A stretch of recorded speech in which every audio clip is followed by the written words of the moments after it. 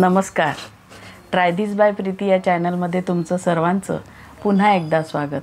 आणि आज आपण स्वामी विवेकानंदांवर बोलणार आहोत. स्वामी विवेकानंदांचा जन्म 12 जानेवारी 1863ला झाला. तो दिवस मकर संक्रांतीचा होता. त्यांचे नाव नरेंद्रनाथ दत्त असे होते. त्यांचे वडील श्री विश्वनाथ दत्त हे कोलकात्यातील प्रसिद्ध व नामांकित वकील होते.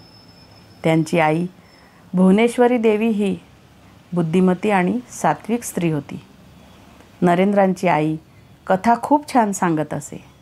रामायण, महाभारत ह्या महाकाव्यातील कथा आणि पुराणातील कथा नरेंद्रांना आईकडून समजल्या होत्या.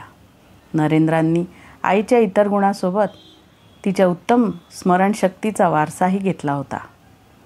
आपल्या आईचे ते फार ऋणी होते. नंतरच्या काळात ते तसं बोलून दाखवत असत. विश्वनाथ दत्तांची त्यांच्या पक्षकाराबरोबर आणि मित्रांबरोबर नेहमी राजकारण, धर्म आणि सामाजिक घटनांवर चर्चा चालत असे.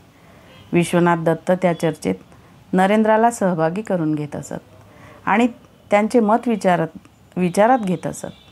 नरेंद्र आपले म्हणणे विनासंकोच मांडत असे आणि आपल्या मतांची पुष्टी देखील करीत असे. नरेंद्राचे चर्चेत सहभागी होणे विश्वनाथांच्या काही मित्रांना खटकत असे, कारण मोठ्या माणसांच्या प्रश्नावर देखील नरेंद्र बेधडक मतप्रदर्शन करीत असे आणि वडील विश्वनाथ त्याला प्रोत्साहन देत असत. नरेंद्र म्हणत असे, माझं म्हणणं कुठं चुकत आहे ते सांगा ना. माझ्या स्वतंत्र विचारांवर तुमचा का म्हणून आक्षेप असावा.